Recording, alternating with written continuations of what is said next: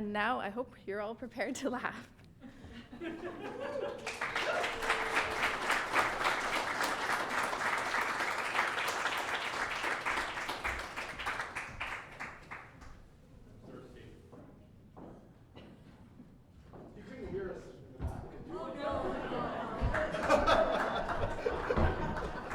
I'll take this. You guys can take this. I'm going to take this seat because I can keep an eye on the time. All right. I apologize for the mics. I don't have to introduce everybody. Everybody already knows everybody. Everybody? Yeah. This is everybody. Yeah. Hello. Yeah, titles to be determined. So the gist is really it's a free-for-all. We're just going to have a kind of a unscripted dialogue between each other. Wait, what? This is frightening. Oh, I didn't. Yeah. Sorry. I've been a little forgetful lately, so yeah, that's what we're doing. Yeah, and then we're going to take the last 15 minutes or so, and we're going to have a little discussion between us four, and try to figure out what the hell we're going to call the to be titled edition or episode, or anyways. So as you all know, my name is Joseph Kakwinokanasum. I am the 2024 Indigenous Storyteller in Residence at VPL here. That's me, right there. Anyways, and this is the closing event, the final hurrah, the last leg of the trip. Thank you very much. It's been a blast. And definitely a first for me. And I'm just going to dive right in. Speaking of firsts, now we have a couple of people in our panel here who have interesting stories about famous people, I guess, right? I guess JJ has some. Oh, yeah. I'm sure he does. Junie, I know you do. Denise, so do you guys want to do rock, paper, scissors to start this off, or rock, paper, scissors? Ready? Okay, 1, 2, 3, go. Okay. You're winner, so that's Winner. first or last. Okay. You're a winner. Well, you can choose. I was hoping you'd do paper, JJ. Yeah. Can we redo? Can we have a redo? Well, you know what? Okay. Let Denise choose. Denise so she chooses. won. Denise's choice. Okay, you start. All right. Okay. Hi. Yeah. Hi. I'm JJ. Just repeat what the theme is. Writing There life is no and famous theme. people. There is no Right? theme. Kind No. of? Well, I if you want to pick a theme for this, that's fine. But I Okay, mean, that's- I'm just asking you, what was Well, I your know most there's a famous Meghan experience? Markle story in the deck. Okay. So if I do my story, does that force the Meghan Markle story out? Does that? I think so. I think it has to. Yeah, it's a All good right, segue. so some of you, because I know who you are, thank you for coming, and it's lovely to see your beautiful faces. Might know the story, but I'm going to repeat it for people who haven't heard it before. So I wrote a book called The Measure of a Man. It's a memoir. I'm pretty sure statistically you haven't read it.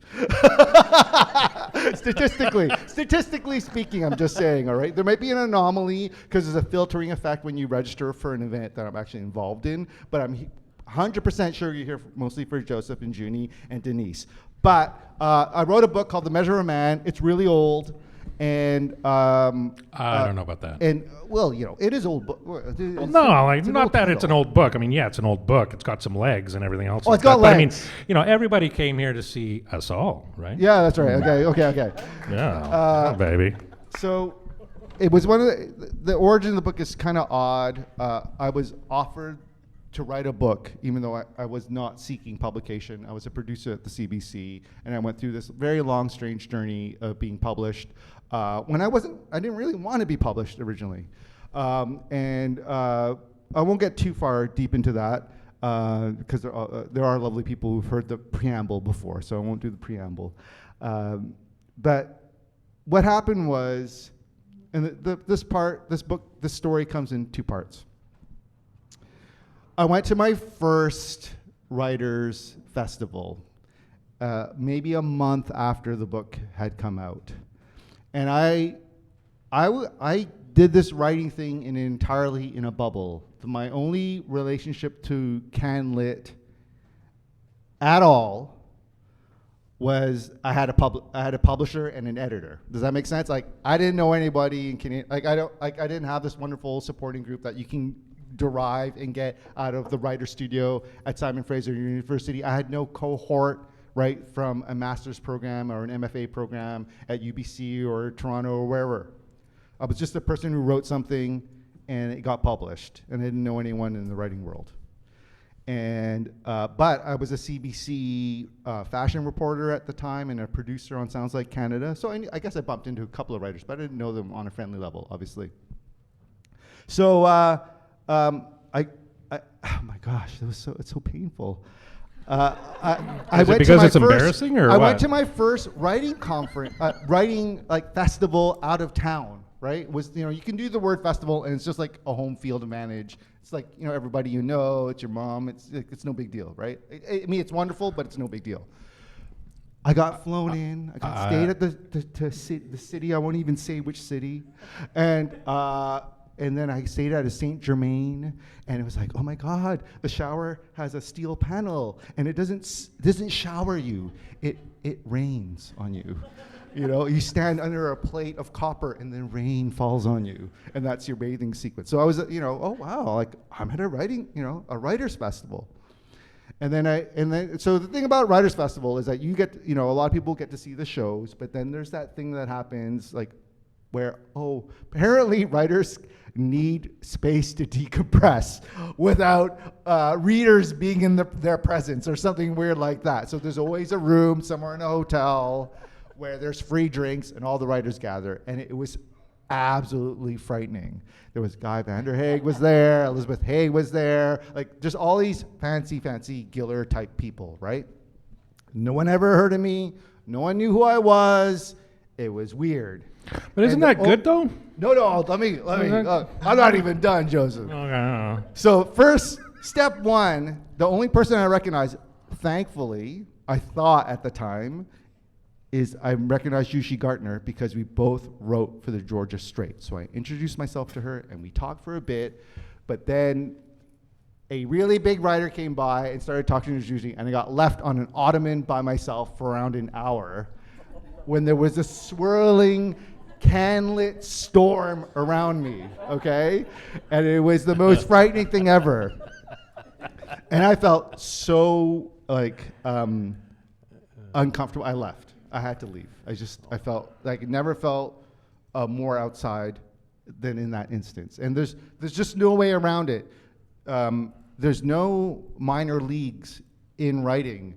It's like rank amateurism until you're published, and all of a sudden it's a different thing, right? Like I don't understand why it's like that, but it is. No matter how much education you get and all that other stuff, it's like rank amateur to all of a sudden you're published.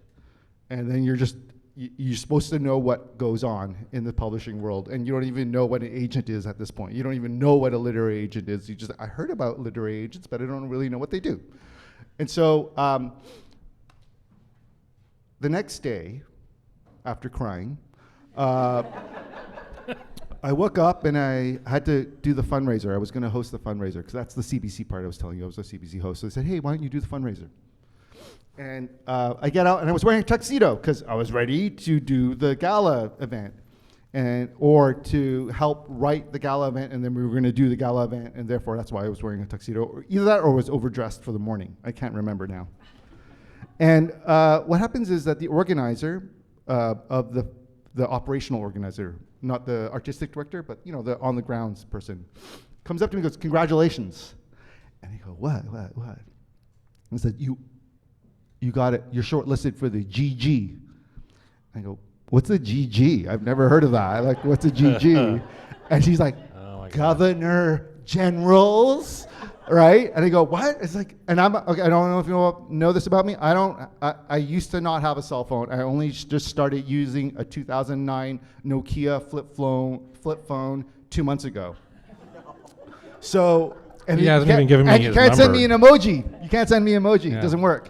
And actually, I turn it off all the time, so you can't even call me. Which is why he didn't answer me on Saturday, because his wife gave me his phone number, not the weirdest JJ. thing happened, okay? So I go, oh, maybe I should go back to my room and check my messages because I didn't bother looking at my phone. And I try to go to the elevator, and Marion Taves, Elizabeth Hay, and there was one, Johanna Skidsrud, the sentimentalist, right? Yeah. All Giller winners come out of the elevator, and they literally said, JJ, and they gave me a hug, a group hug. Like that actually happened. And this is only the first third of the story. Calm down. We're okay for time, right? We're okay for time. Well, we want to talk. Oh, yeah. Okay, no, I'll be really quick. Okay, so that was the beginning. I didn't win. You would know. I would have told you if I had won, and it would have been in my bio if I had won. So, but what happened was I had a year of being nominated for every single nonfiction prize in Canada, every major nonfiction prize in Canada. Didn't win any. So it's a year later, the book has been out for a year, and it's over. Sales aren't so hot. Everything's like, okay, yeah, that happens, right? I have radio, and I can go back to radio or something like that. Except my show was canceled, that's okay. And it happens. So one day, I don't know where, my editor, Anita Chung, calls me, goes, oh, you did it. I can't believe you did it. And I go, what? What's happening? He's like, you just got nominated for the Hilary Weston Writers' Trust Prize. It's the largest prize in Canada. It's the one that you thought you lost at the beginning because it was a year-long journey, right? So they skipped over me in the first year and they picked me up in the second year of the book. Does that make sense? I go, oh, third, fourth time lucky, right? I'm gonna go and win the Hilary Weston. I was positive. I said, you know what? This is my fourth nomination. I'm gonna go. I invited my mom. It was going to be at Kerner Hall, on Bloor in Toronto. It's going to be amazing. Mom, get a dress. My baby sister, get a dress. Let's go. Let's just go. Let's go. We're going to go this way. I'm definitely going to win. I've seen the other work. It's okay. I've seen the other work this year. It's okay. We're going to win this year. So I go, it's Kerner Hall, it's really fancy, the president of CBC's there, the lieutenant governor's there, Gian is there, it's just like on and on and on and on and on. And I don't know if you remember, there was a guy named Gian Gameshi who kind of mattered back then. So I'm thinking, oh my God, this is a home team room. Like I know Sheila, I worked for Sheila back in the day, I know Christine Sinclair, the CBC host is there, I've met the lieutenant governor before. This is a home room, this is my room. I own this room. My mom's here, we're gonna win. My friends are across the street in a bar, across Bloor, really beautiful bar, great whiskey sours. And, sorry, I know. I can see where this is going. Give me a couple seconds. Just a couple. Gordon Pinson's there. I don't know Gordon Pinson, but he's there. And I go, I'm going to win. And then who reads so there's a reading, and they get a famous person to read your stuff, right? That's why Gordon Pinson's there. Not to read my stuff, don't worry. He's not Asian. He's not going to read my stuff. They get In's Choice, the creator of Kim's Convenience, to read from my book. And the audience is floored. It's a beautiful scene. It makes you cry. It's the best thing I ever wrote. It's 750 words of pure tragedy. Everyone in the audience is crying. My mother is crying. My baby sister is crying. I'm crying. Sheila Rogers is crying. Everyone is crying. And I tell myself through this veil of tears, I'm going to win. Oh my God. There's no way I can't. And then I don't win. And so I'm devastated, and I want to leave because my friends, as I mentioned, are in the bar across the street. So this is my total prize journey, right? That's what I'm trying to get at here. I'm trying to walk out because I didn't win. A very worthy author won, but I won't talk about them. So I'm heading out, and I go, Anita, my editor, I can't do this. I'm not going to talk to anyone. I want to go to the bar. I want to go to the bar. I want to leave now. He says, don't leave. You don't know a lot of people in Toronto. Don't leave. I want you to go once around the floor, and I want to introduce you to a few people. Yeah. So I'm like, fine, because she talked me down from the cliff. And I'm walking around, and he goes, now I want to introduce you to Lord Black. Dun, dun, dun, dun, dun, dun, dun, dun, dun, dun, dun, right? It's like, Lord Black is coming towards me, right? And he's like, there's techno music. There was like a DJ there, and he's like, you know, it's just like purple lights throbbing, and people are drinking cocktails. He walks up to me, and Conrad Black has the lowest voice you ever heard. And he talks like this, and you're not going to really understand what he's saying.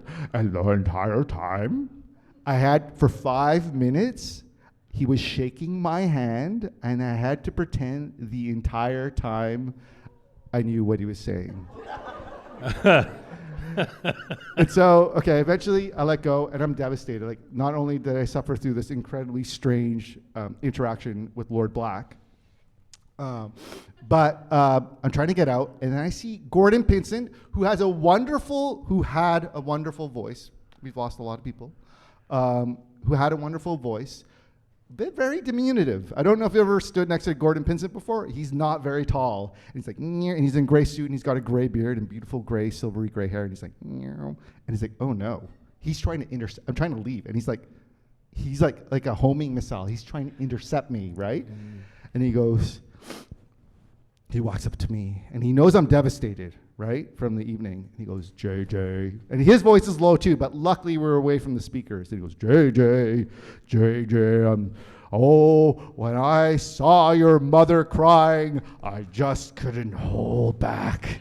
I was weeping, JJ, I was weeping. And it's like,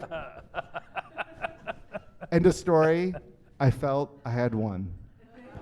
There you go. There's the win. There's the win, folks.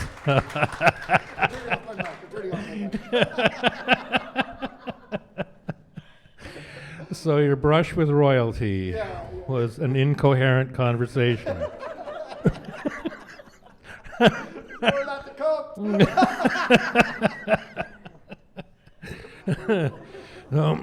So yeah, Junie. I met Junie at the Hollyhock on Cortez Island. We did the Tapping the Stream, with Betsy Warland and Shayna Lambert. I did that too, but it must have been a different year. Speak into the mic. I did that too, but it must have been a different year. So you got a great mic voice. Thank you. Yes, yeah, I like that. But Junie, you have an interesting story. Now I've never, anything that I've ever posted or appeared in or anything has never gone viral. But we have somebody here with us tonight that can describe the experience of what it feels like to go viral. Well, I am not J.J. Lee storyteller or this caliber, but I will try my darndest. So my story is, so I was working in another organization. So it was just prior to that pandemonium that shall not be mentioned. And my boss calls me into the office and she says, tomorrow I want you to attend a meeting. And I can't tell you much more about it. And it was such a difficult time that time. So I'm thinking, I'm going to get fired. I'm going to get a notice, something highly unpleasant. Why is it always the worst that we think something's Right? Come on. It's like, I know, like your brain just goes to like fucking, I don't know, like recovery mode or something like that. And your Something. reptilian brain kicks in. That's and right. Fucking anxiety. Exactly. And, So the rest of the day was shot. I'm like, what could it be? I go home, I talk to my partner, and I'm like, yeah, so tomorrow I have to show up at this meeting. It's like around 1. I have no idea, help me figure this out. And we're chatting, we're talking, and I go, I bet you it's Meghan Markle. I can't make this up. So this is what I say. And he starts laughing. He's like, okay, cool, yeah, whatever. Good night. Off to bed. Let me make sure I get into work tomorrow.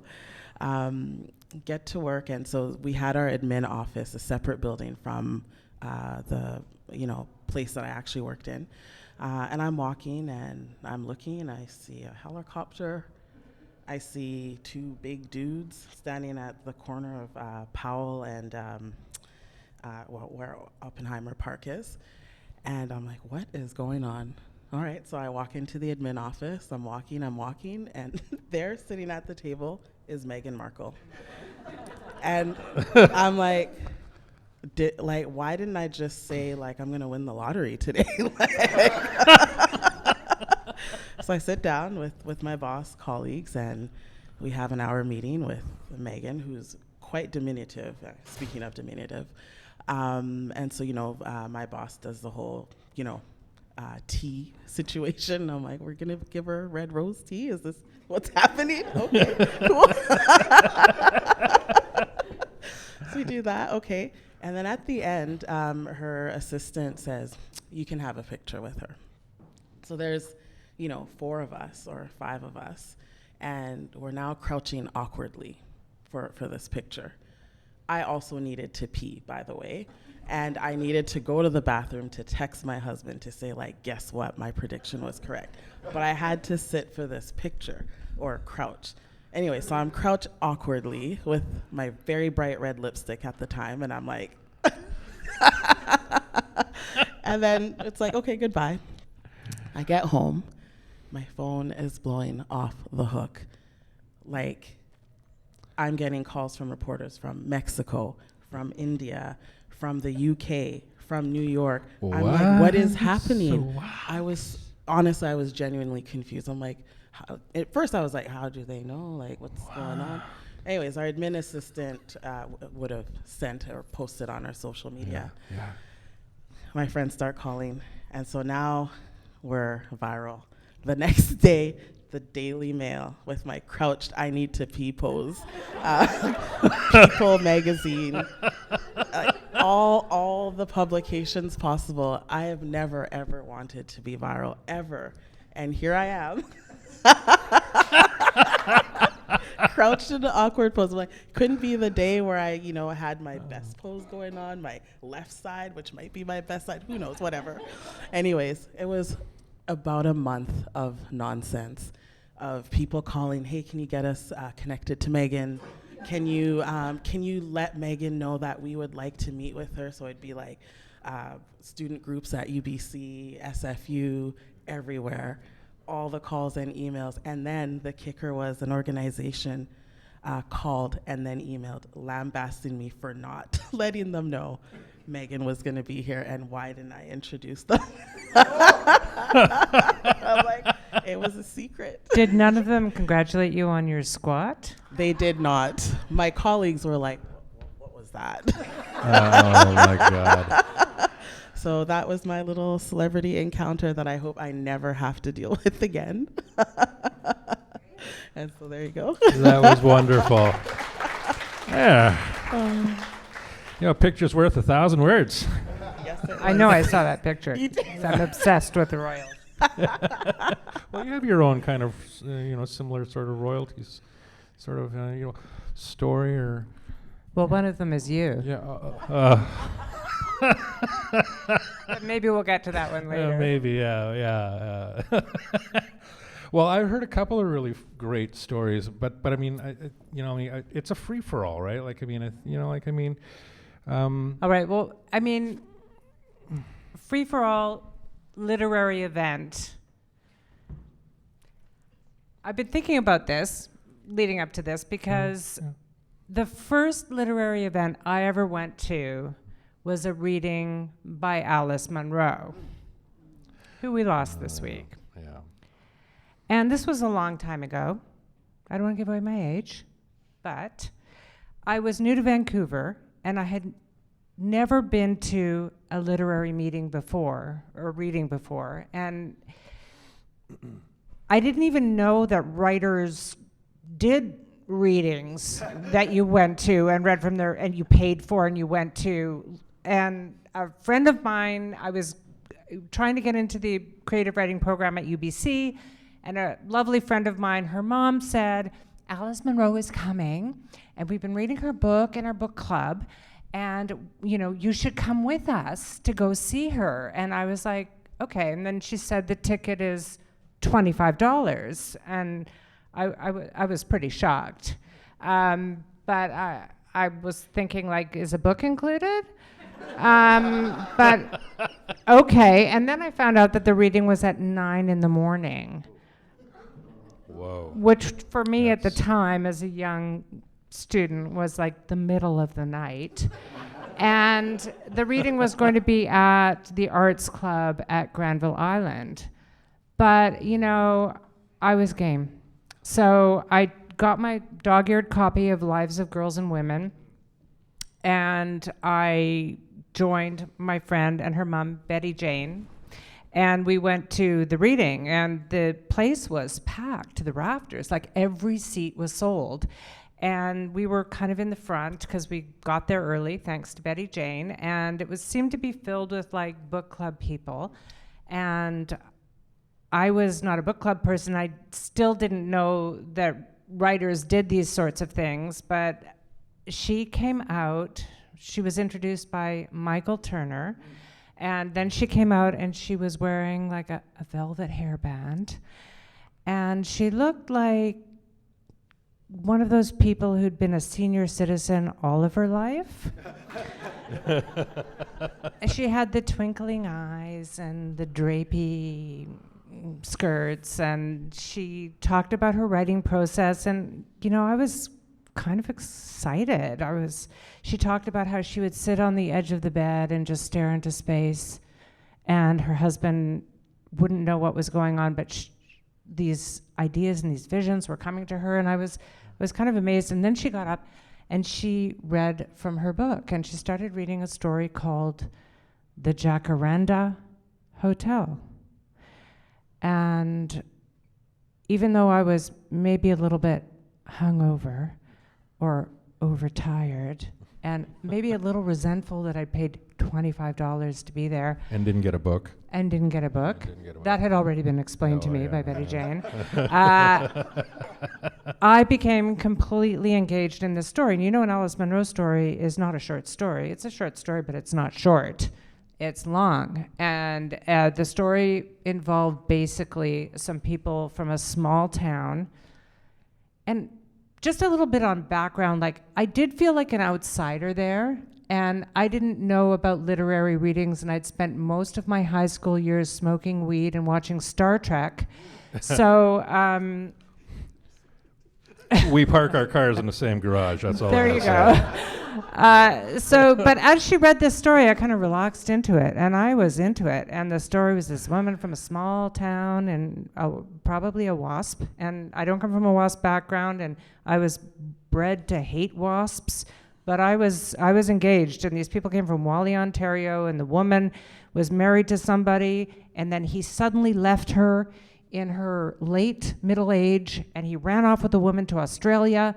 And so she then became obsessed with finding out more about this new relationship. So she got on a plane to Australia, and she dyed her hair, and she started doing all sorts of strange things, which is very Alice Munro, Yeah. you know. And she stalked her ex-husband in Australia and took on the identity of a dead woman and began to slip letters into a mailbox where he lived with the new girlfriend using the dead woman's name. And I was absolutely rapt. And this story took like 30 minutes. And then all of a sudden, right at the point where the husband sends her a letter saying, "I know it's you," she folded the book closed and said, "If you want to know what happened next, you're going to have to come upstairs and buy the book." Oh, wow. I got to try that. And I was like, excuse me. And there wasn't even a question period, because I would have asked, I would have said, you know, if I go to a movie and I pay the $8.50, I get the end of the movie. I want my fucking end story. I want the end of the story. Act like, 3. is this what the literary world is all about? Half stories? I felt this kind of energy coursing through me. I guess it was rage. So That was my first guess. Betty Jane said, "Why don't we go upstairs and get her book signed?" So I said, "All right. There's a thing or two I'd like to say to Alice." And Betty James said, what? I said, well, I'd like to give her a piece of my mind, is what I'd like to do. Yeah. So up I went. And, you know, you can imagine there were probably 600 people in the theater, and it was a very, very long line, but I was clutching my paperback. And I was determined to confront her. Will you be my Alice? I will be your Alice. So Hello, dear. I How waited. are you doing? I waited a long time in that lineup. And when I finally got to her, and the whole time, of course, I'm rehearsing what I'm going to say, like it's not fair. I paid $25. I'm a student. I was working till 4 a.m. last night in a restaurant. I only got 4 hours sleep. Hello, dear. And I got up to her, and she had the velvet hairband and the twinkling eyes and looked like a senior who'd been, like she'd been a senior all of her life, and I kind of fell under her spell. And I just sort of slid the book over the table to her and said, would you sign my book?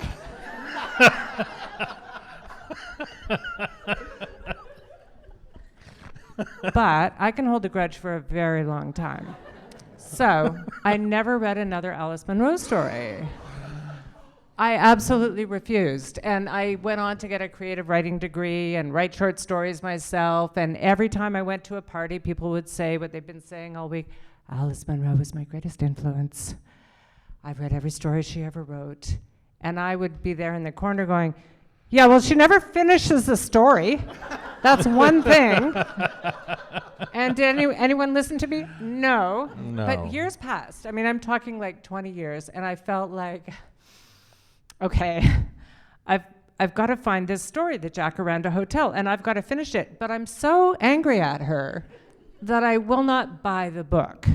So I start going to secondhand bookstores, and there was one close to me, Pulp Fiction, and I start just flipping through every Alice Munro book looking for this one story, and I could never find it. Well, that was because I thought the story was the Jacaranda Hotel, and Jacaranda's like a tropical tree, but it's actually the Jack Randa Hotel. So one day, sure enough, though, I was flipping through a book and I found it, the Jack Randa Hotel, and the penny dropped. Not only was I wrong about the name of the hotel, I actually might have been wrong about everything, because then I read the end of the story,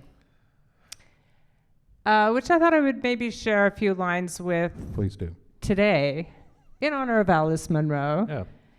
And maybe to get myself into heaven, because I'm pretty sure that if you can hold a grudge that long, you're not going to get into heaven.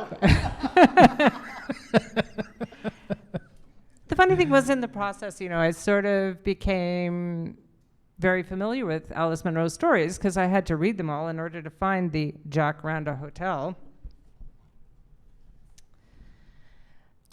But these are a few lines from the ending. Hundreds, maybe thousands of butterflies were hanging in the trees, resting before their long flight down the shore of Lake Huron and across Lake Erie, then on south to Mexico. They hung there like metal leaves, beaten gold, like flakes of gold tossed up and caught in the branches. Like the shower of gold in the Bible, Gail said.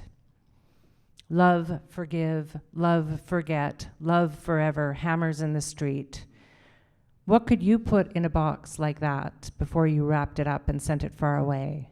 A bead, a feather, a potent pill, or a note folded up tight to about the size of a spitball that says, now it's up to you to follow me. Oh. Profound, folks. Wow.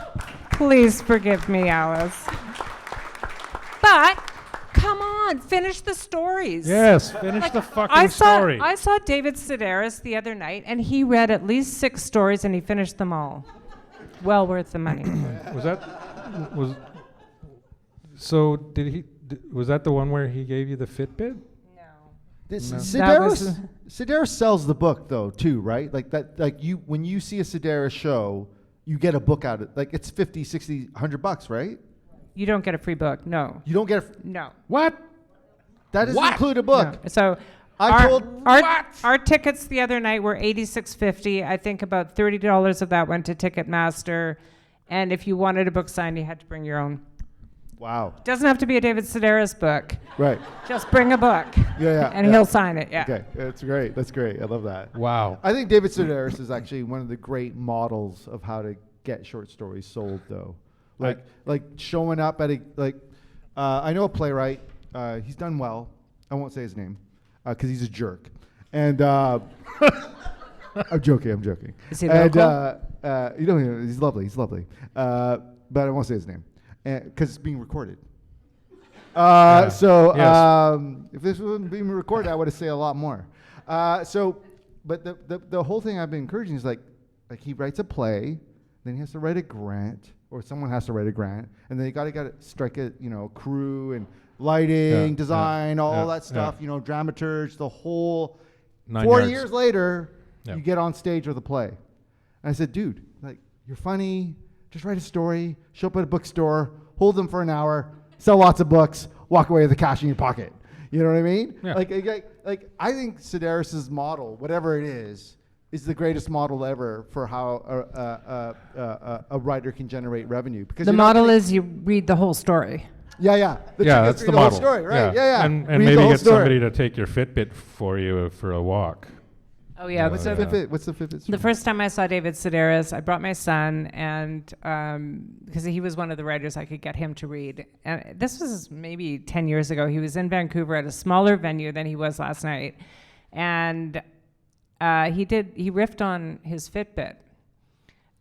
He actually talked about his Fitbit last night. He's kind of obsessed with taking steps, and we laughed until we cried. It was a great night, and then when we went out into the lobby, there was a huge long lineup to get books signed, and we had our books with us, and I wouldn't normally do this, but it was for my son, so yeah, let's get your book signed. And we waited in line for a very long time, about an hour, maybe longer, and we got to the front of the line, and I was wearing my Fitbit, so I was kind of like, hey, twinsies, we both have Fitbits. I love steps too. And he was like, oh yeah. And so it had been a great night, and he kind of responded to that, and we were sort of shooting the breeze back and forth and everything. And he said, what are you doing after the show? Or after the signing? And I was like, nothing. I mean, I had my 11-year-old son with me, but I wasn't going to pass up the opportunity to hang out with David Sedaris, because probably maybe he wanted to go for a bite to eat or something like that, and then I could slip him a story. Maybe he would slip it to his editor at the New Yorker. The rest would be history. And he goes, oh, fantastic. I'm 300 steps short from meeting my goal today. Could you just put this on and walk around the block a few times while I finish up my signing?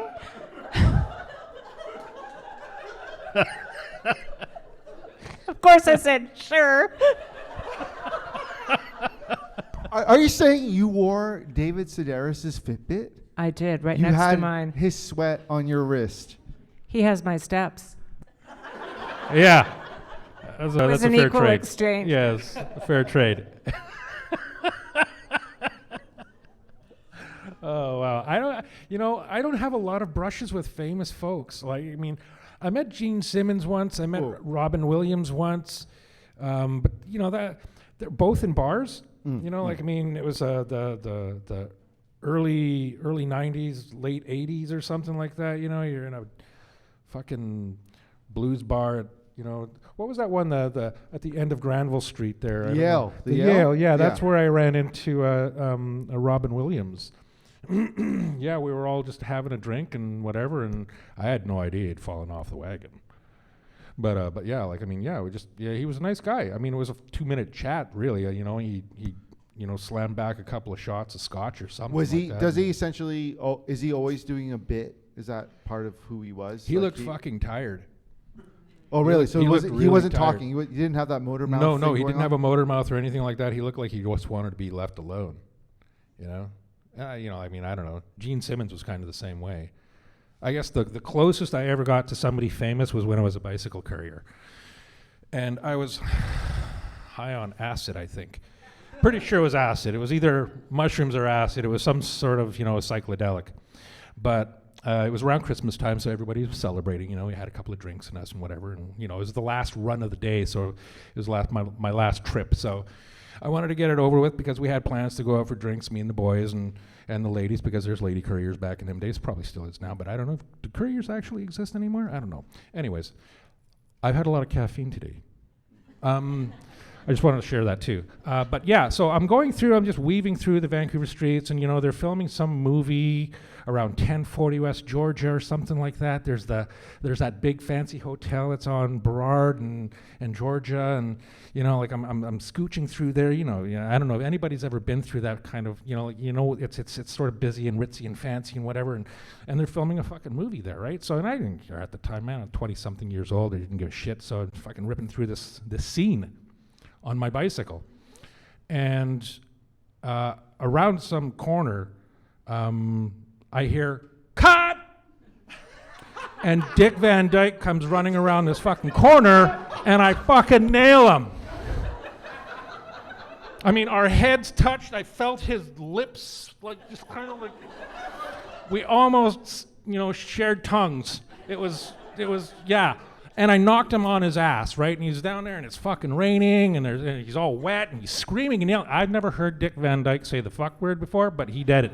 Oh boy, he was something fierce, really angry at me, and then I heard people say fucking couriers, fuck, get a real job, But like in the '90s, man, the couriers could have shut the fucking city down. You know what? You basically nearly murdered a Mark Twain prize winner. You realize that, right? I'm pretty that's sure American I treasure. I was wearing a helmet. I was like one of the few couriers in the '90s that wore a fucking helmet, right? And I felt that skull just crack, and it was like one of those old school Bell helmets, right? That doesn't have any give. It's like wearing a fucking metal helmet, and bang. You supercalifragilistic to him, basically. I supercalifragically the fuck out of him. I mean, he was out. I could see little tweeting birds, and when somebody's seeing stars, right? I mean, they're kind of chasing them, and that's what he was doing. Yeah. I got screamed at so bad. Yeah. Well, I had a celebrity encounter with you not too long ago. Right. And, maybe we can talk a little bit about the writing life. Yeah, sure. The writing life is humble and it's hard. And there isn't a lot of recognition for writers. No. But we were having lunch at Dynasty Dumpling on Robson. And we were just talking about what life has been like since you've been the writer in residence. They make a wonderful dumpling. They make a wonderful dumpling. Try the soup dumpling. And Joe shared with me so earnestly, he said, it's been really wonderful since I published my book last year. And I'm like, yeah, that was a great book, that memoir, My Indian Summer. And, I'm getting a lot of recognition. And I said, oh, fantastic.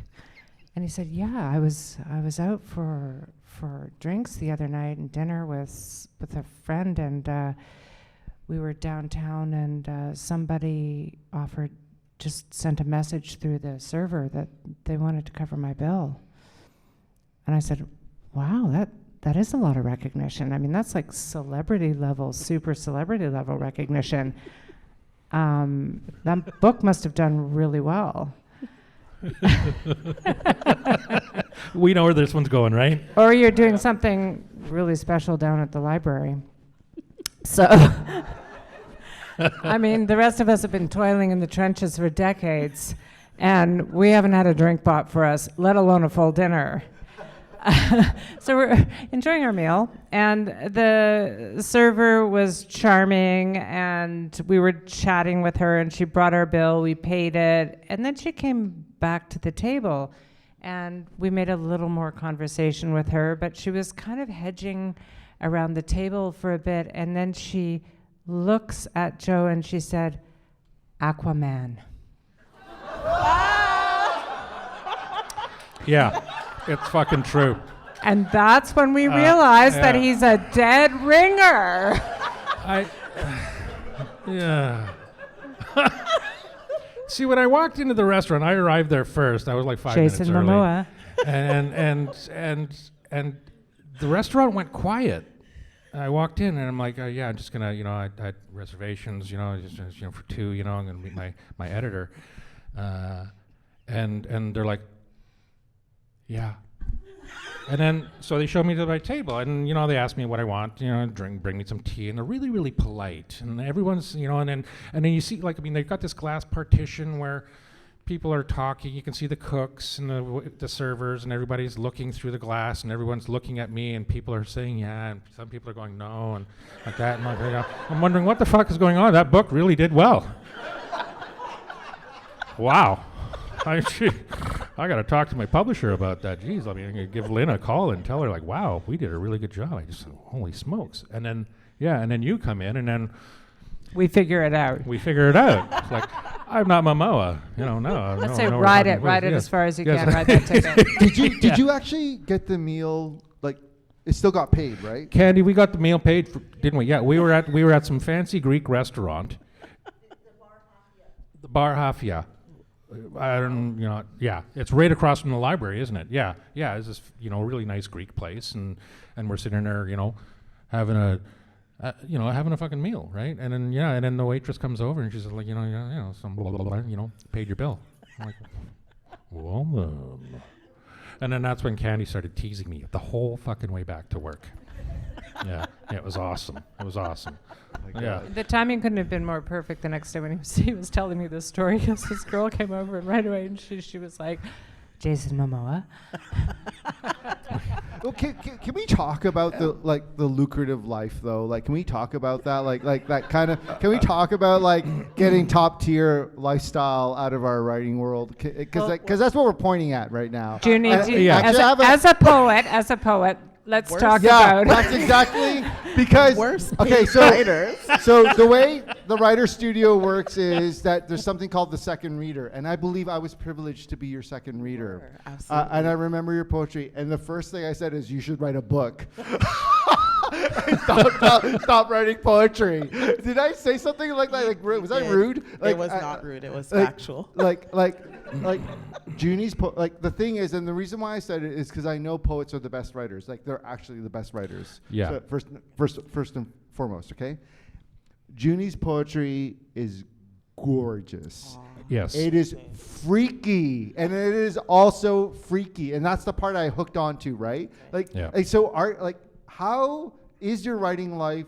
Is it poetry 100%? Where are you at now? I really want to know, because I think I promised on Instagram we would talk about horror in this group, because this is a group of people that talk horror all day long. Yeah, we talk horror all day long. So, Junie, can you tell me what's going on with you? I can certainly do that. So I have book number 2 coming out next spring. It is another poetry collection. But that's because I'm a little chicken shit and I don't want to write the actual book that I actually want to write, here's the title, Good Christian Black Girl, Christian Crossed Out. I think I'd have to have a whole different name, have a, pen name, or wait till my parents cross over to the other side. Yeah. It's too late now. Exactly. They would be scandalized. So, so I am so this collection that is actually coming out is called Allostatic Load, and it's kind of looking at what it was like for me, I guess between 2017, so just mid writer studio, I had a pulmonary embolism. And then, just life and changed. work and what that meant. So that's what's coming out. I actually also have a little magical realism novel going on that I haven't pitched yet, but yeah, so that's. But you wrote about zombies. I did. Yeah. And like I I wrote was about so zombies. attracted to that writing. Yeah. Like I would really, and that's not probably in your first collection, right? It's like, my first yeah. collection, and Yeah. it actually, for a poet, for first time, it did well, according to my publisher, and it just went through a second press. Second Was it printing. Talon? Oh, Was it excellent. Talon that Good worked for you. with? Yeah. And I don't know if anybody knows, y'all might not know this, but Junie was just, brought into the TWS. That's And right. That's right. Yeah, you are Yeah. now the Online poetry mentor. online poetry mentor. Everybody, put your hands up. That's right. And Congratulations. that's totally lovely. Actually, for JJ's memoir, which you must read if you are part of that demographic who's never read the book, when I am asked to teach poetry, I always teach yours as one example of, because remember you told us the story of like when you were sort of writing around, I think it was chapter 2 or 3. Okay. That heavy. That Oh, yeah. Writing that around it, infamous yeah. Chapter, yeah. Yeah. So I use that example of when you're not actually writing to the thing you should be writing, how different that can look like. So Yeah. Yeah. And I mean, it's evolved. Like just Yeah. like I've been really coaching. The hotter the scene, the cooler the writer. Yeah. Like you empty yourself out. That's You, right. you take Mm. away. You don't add That's right. from the scene. You're always like the more it hurts, the less you do. That's right. And you kind of release. Yeah. And you're not trying to crank it because first of all, like the reader doesn't trust you because it looks like you're cranking it. And then yet this is like an incredibly difficult, emotional, psychologically damaging event in your life kind of thing. And you should honor it in a way, the pain and the difficulty. And the only way you can do that is by kind of evacuating like the emotion from it, if that makes any and I feel that that's what was happening in your work, like in your poetry. And now I know I'm referring to older work now, like, but I felt there was this edge. Like I love the fact there was this horror element. So I'm really excited to hear that got this magic realism thing kicking in, because I don't know where it's going to go or how dire the situation is with the magic or that fantasy element's going to get, but I'm looking forward to it. It's dire. Oh, good. Oh, good. Yeah. It's going there. Yeah. You go. Yeah. Get in it. I'll Get into get it. in. Yeah. But I do like the idea of writing around things because I mean, there's some shit that's really hard to talk about. And In your memoir. Well, you had to swerve. You had to swerve. I had to. So do you find like using the magical realism elements helps you write around it in a way that's still impactful? Still impactful, but keeping me from in a safe distance. Keeping a safe distance from the actual event or whatever. But I mean, using other. I like to call them tools, right? Like fantasy or horror or whatever it is. These are tools for me as well, right? It's I think actually one of our conversations was is who's going to get the I can't remember who it was, but are they going to get their comeuppance? You had said that to me, and it's like, oh yeah. Yeah.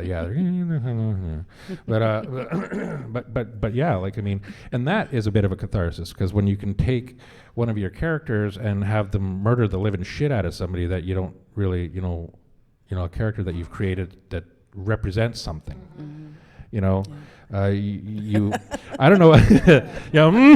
We all know what that feels like, baby. 100%. Yeah. But I don't know who it was, what writer it was that said that, I'll just murder you in my books. Yeah. There's nothing, some good sublimation is like a really good sublimation, like just stuffing it underneath something else. And like it's like a shell game. You've got that Dixie cup over it, and you just pass it along, and give it to the reader in another format. I think it's. I think that's how Indian Summer came to be in a way, right? Like that's like it. Like can we talk about that? Yeah, like, sure. Shit. Yeah. What the hell? You were like, you were in the nonfiction group.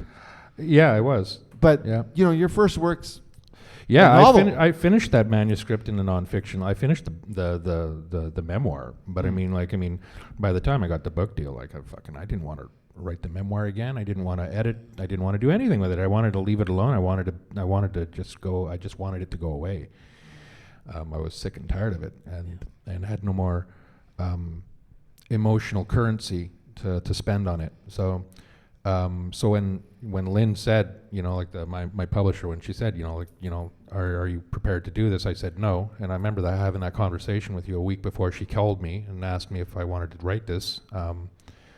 I had told you that I was burnt out from it, and so because it's really hard, especially when you go really deep and you're not holding back, and it's good writing, yeah, for sure. But I mean, it's like it's like you're reopening wounds, and it never heals, and you can't move forward. And so I just so when they offered me to just write a fiction, and write around it, then that really appealed to me. And I thought, it would sharpen different skill sets in it, because I hadn't written a fiction before. I hadn't head hopped. I hadn't done, I've written fiction, but nothing that was going to be published, right? I wouldn't share that because it's just awful writing. But getting the opportunity to work with an editor and a publisher, and going through the whole process of copy editing and line editing and all that other shit that goes into writing a book, it's like, well, it was a good way to sort of separate my own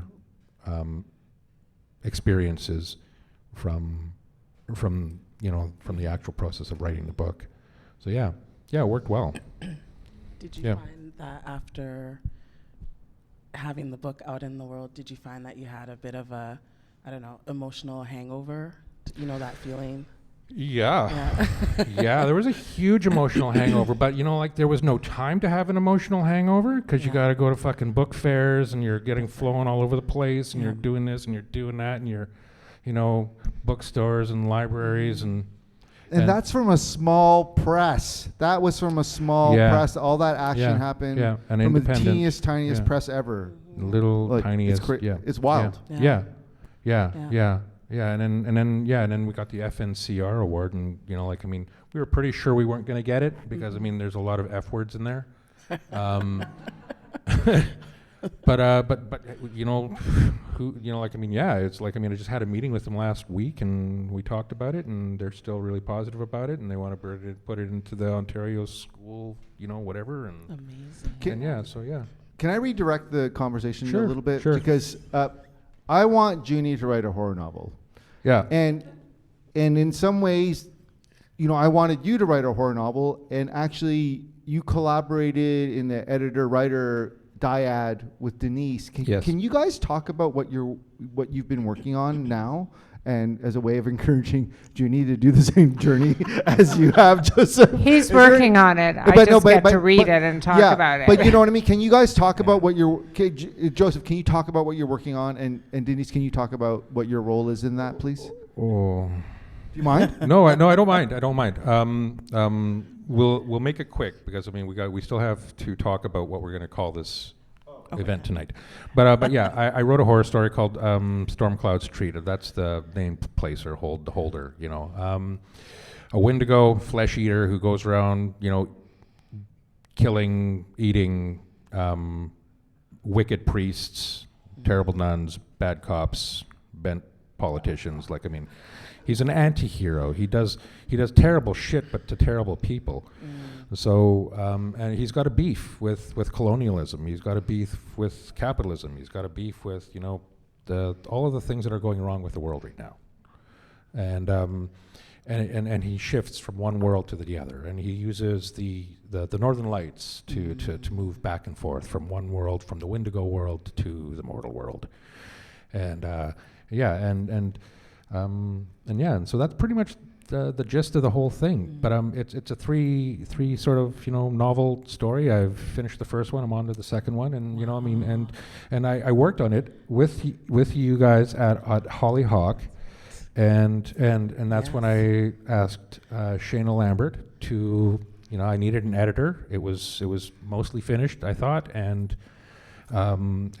that's when I found out that it wasn't mostly finished. Yeah. That is the story of writing fiction. And that's when I met Denise, and she read the story, and then we just started working on it together. Yeah. But, so you guys were at Hollyhock together? We were. Yeah. And it was all giggles. Holy smokes! Did we smoke a lot of weed? Right, Natasha? Yeah, we smoked a lot of weed.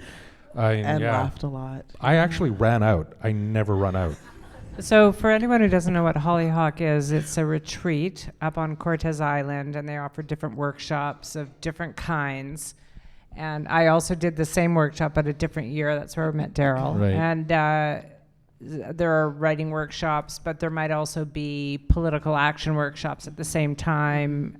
I was there doing a writing workshop, and there was also another group doing a didgeridoo workshop.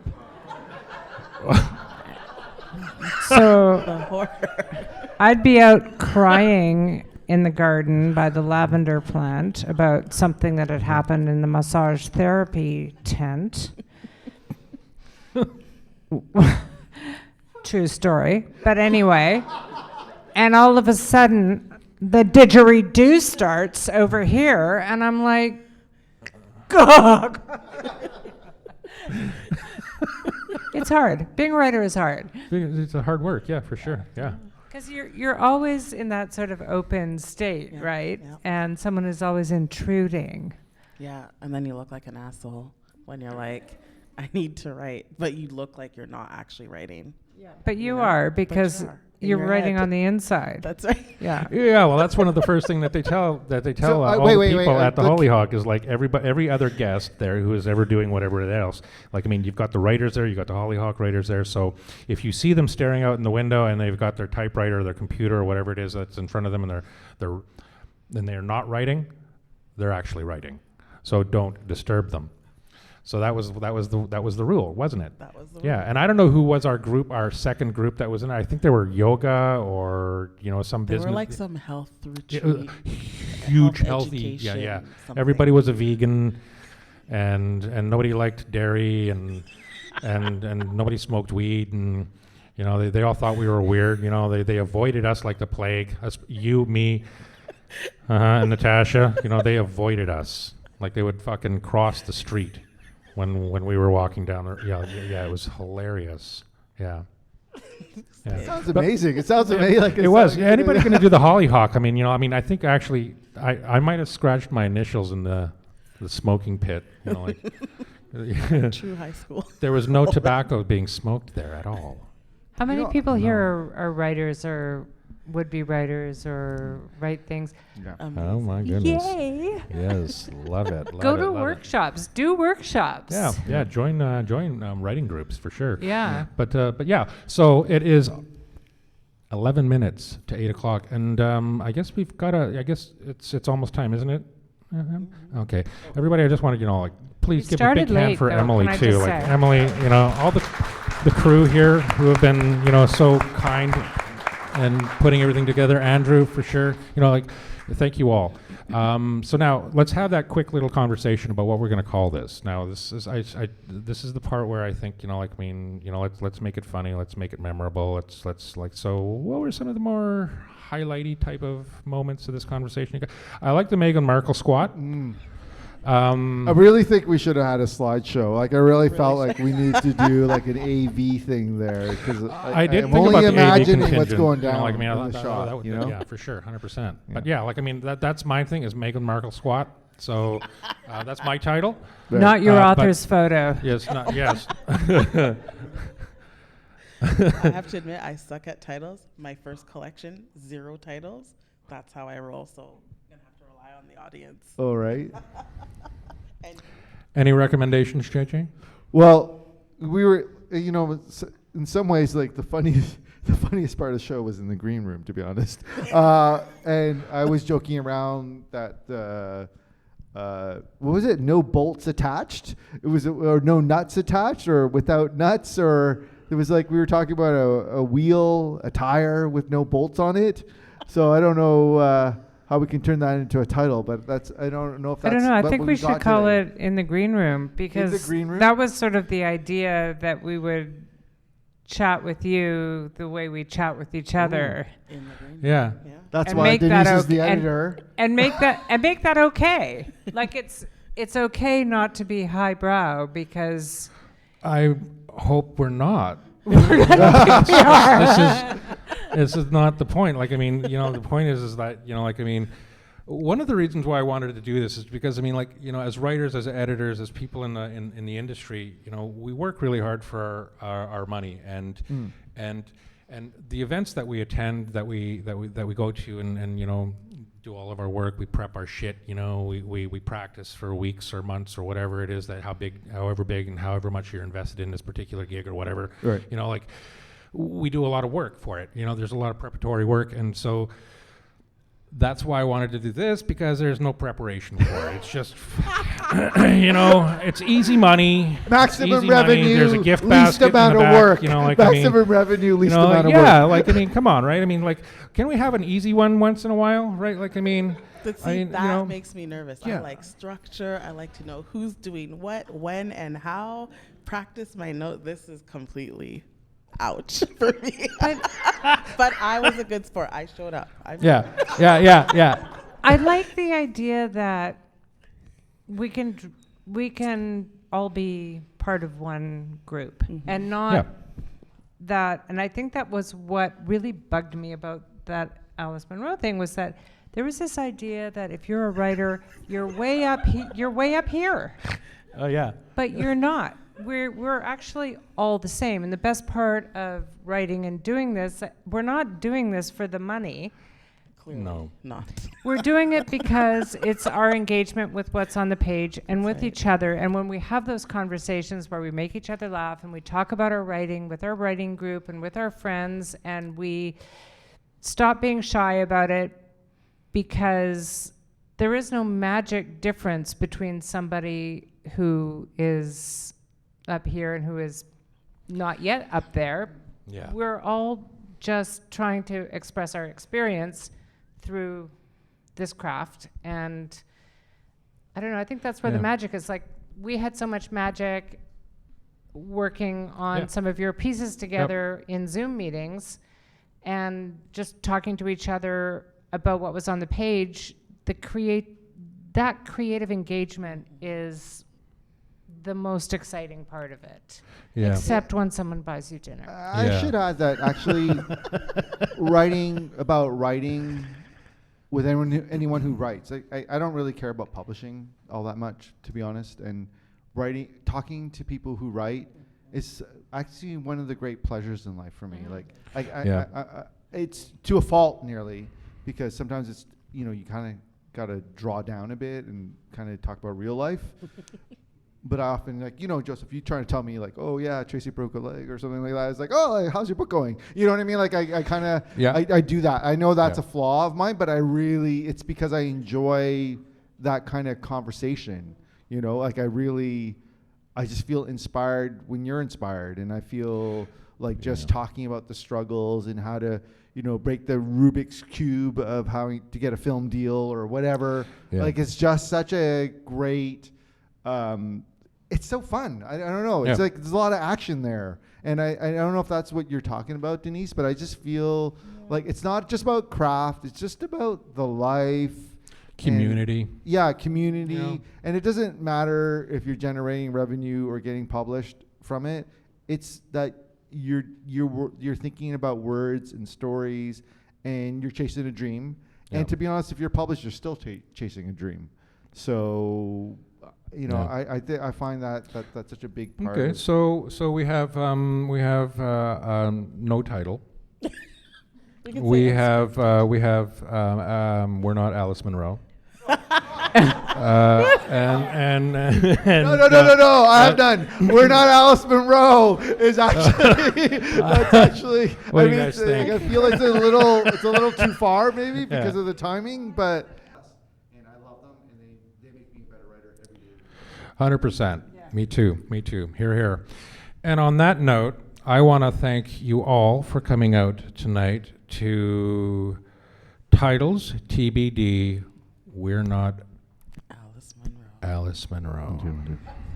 Thank you all for coming out.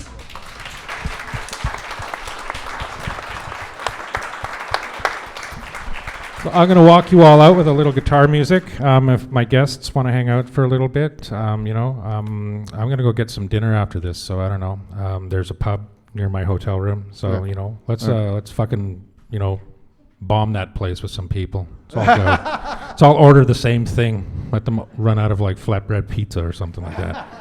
Yeah. Oh yeah. I'm serious.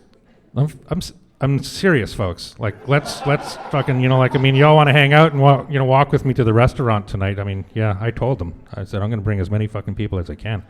So, I'm going to walk you out. Thank you all for coming. If you want to come, then great. If you don't, then that's fine. I understand. Be that way.